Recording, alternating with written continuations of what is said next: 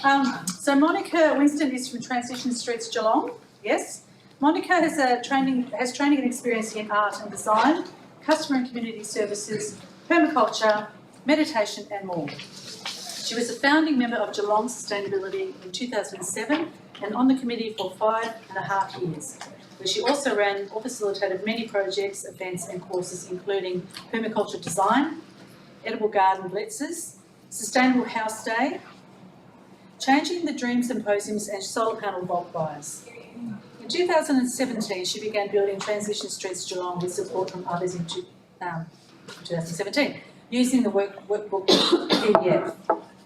TSG have been voted a flagship project of the City of Greater Geelong Zero Carbon Action Plan. We've received 3 council grants and a major grant of $150,000, wow, from state government, called Pick My Project, to run 11 workshops and a festival of achievements in April 2020. Wow, big undertaking. That's great. So a round of applause for Monica.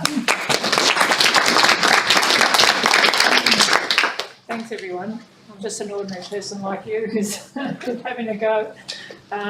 So can I just ask before today, who's heard of, is there anyone who hasn't heard of the transition movement? Street.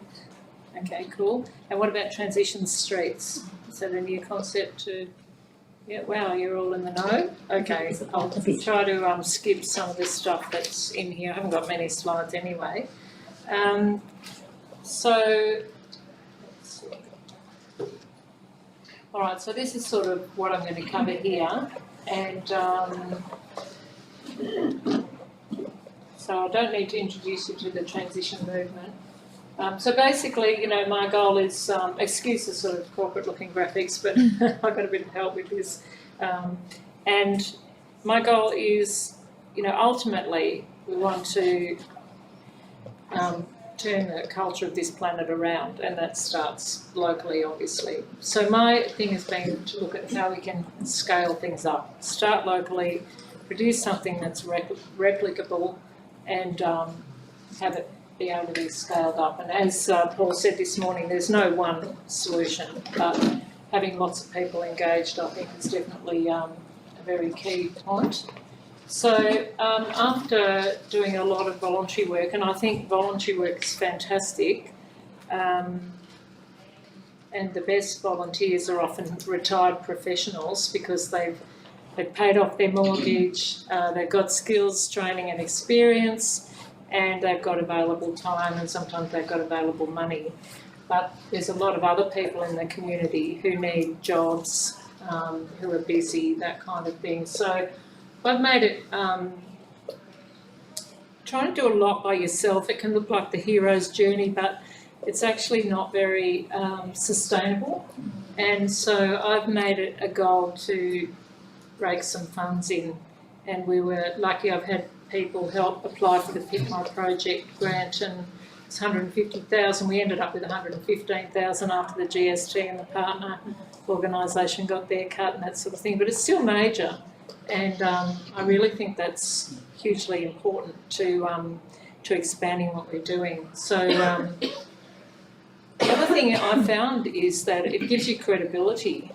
Has anyone else had that experience, that people take you more seriously? It bridges that gap between the paid, even the government officials, to think, oh, these are not, it's not so polarised, like, oh, they're a bunch of, you know, volunteers who are just happy to do that and we'll get paid a proper wage and we don't have to take that much notice of them. You know, it kind of blurs that division, which I think is really good. I actually went for a $300,000 grant and narrowly missed out. And the reason I'm going for those bigger grants is because they can pay people wages, and that can make the difference. So the little council grants, they can't, but I found a way to squeeze in project work, not coordination, but you can squeeze other stuff in there. I'll just check how I'm going for time. All right, so I think, you know, it's an integral part of scaling things up. So we've got about 20 Transition Street groups at the moment, and we've just run our, I think, 6th out of 11 events, and we've kind of really got the hang of things now. And from our last event, which was last Sunday, we've now got 14 more people, like overnight, who want to start a Transition Street group. So everyone who starts a Transition Street group, what that means is like they are like a magnet drawing people out of the suburbs to get engaged in what we're doing and into the local networks and their resources, their families with them. So that's a huge thing overnight. And our next event, which is transitioning to a plant-based diet. The event's really just like the glitter. It's really, the goal is to get much more people engaged and in action. We've sold, as of yesterday, 75 tickets out of 100. They're free events, but that's unheard of. So we're getting a huge amount of traction. So that's our goal, to change the culture of Geelong bit by bit, but from a really, really grassroots. So Transition Town, I found, we had 3 going in Geelong. They were quite hard work. I wasn't hugely active. I felt overwhelmed and burnt out, I think, already by then. So that's what I love about Transition Streets. When I saw it, it was actually Wendy who's sitting there, and Phil, who brought Mary Stringer to Geelong with the books. And at that point I was burnt out, but I sort of sat with the book for a while, and then one thing led to another, and we got the first street started. But what I loved about it is it's decentralised leadership, and it's hyper-local. So there's Donna, there she is, and Rosie. We've got some film stars in the room. So it's, instead of one group of people having to run a big group or even a small group, each Transition Street group is its own leader, and that means you don't have control over them, which can take a bit of letting go, but they could maybe under-deliver, but they can also hugely over-deliver. Like Rosie's been studying community development, and she did this incredible olive oil project and harnessed, how many olives was it, Rosie? Oh, we got 58 litres of olive oil, and we harvested 580 kilograms. Lockie was involved too. Yeah.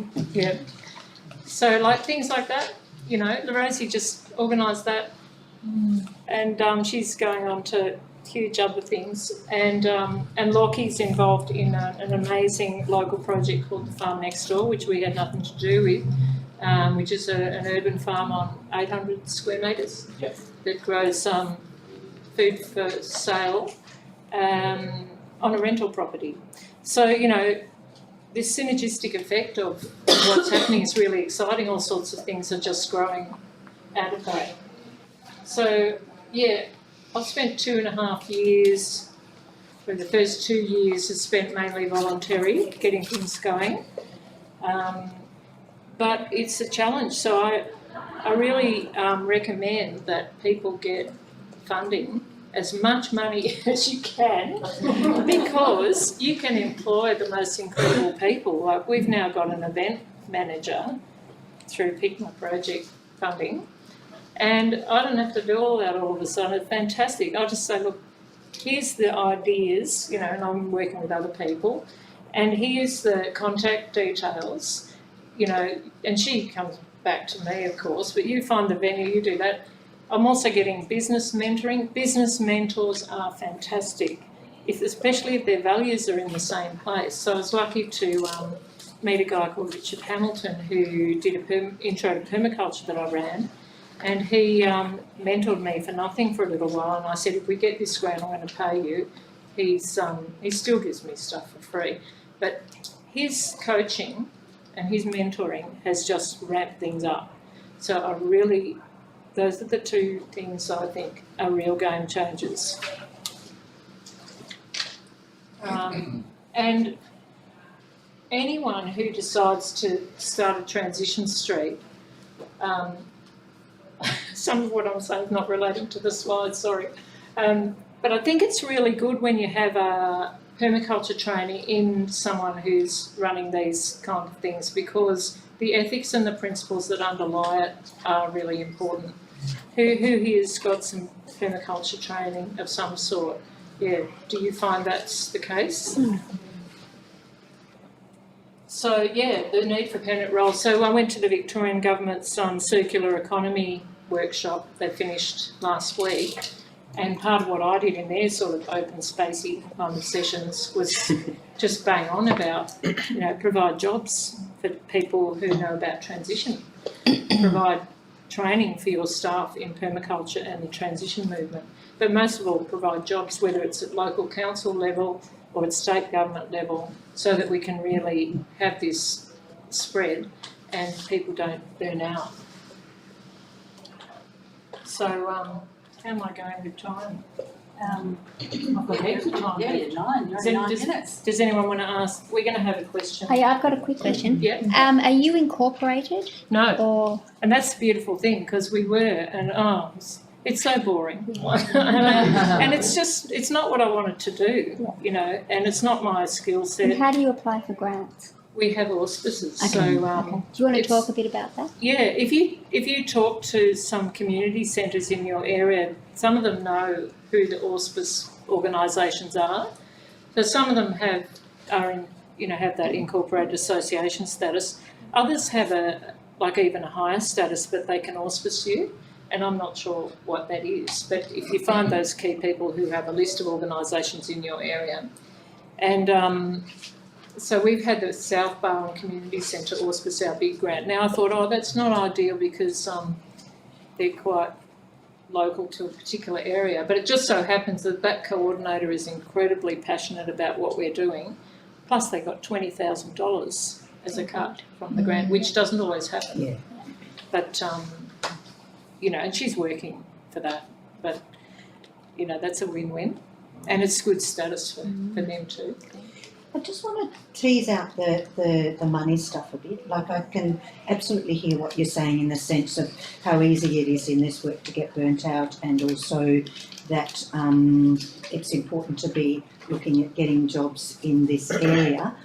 On the other hand, I've got some question marks about what the impact of that is on distributed leadership, and whether there's actually a stepping back that starts to happen because those people are paid to do those roles. And it seems to me that the transition stuff, what's so important is that it's everybody giving what they feel inspired and passionate about or able to contribute. And so I guess my question was really your comment on that, but also do you see some downsides with getting big grants? Yeah. And also I want to I'll just finish because I thought of something else. What did you ask me about auspicing? Oh yeah, we pursued Barwon Water for ages to be an auspice partner in the $300,000 grant. They didn't come through right near the end, and we pursued Barwon Health for this Pick My project, and they didn't come through either. And also they take ages to process everything. So sometimes a high profile big organisation's not the best one. Someone small who can process as quickly is good. Regarding that, there's a lot of people who work in council and local government who know what we know, who care deeply, who are quite trapped, in some ways because their role doesn't allow them to do that. They have our money and they have resources. So what do we want them to spend it on? I just think, there are going to be people in and out of that, and we've often had, someone in council who's like our champion. Yes. The more people you can have in different levels, and the more types of roles that we can create, the better, I think. I was just going to add to that, I don't necessarily see it as auspicing, it's partnering with good people. Yes. What we partner with the Kensington Neighbourhood House. So they auspice it, but I don't actually see it as auspicing.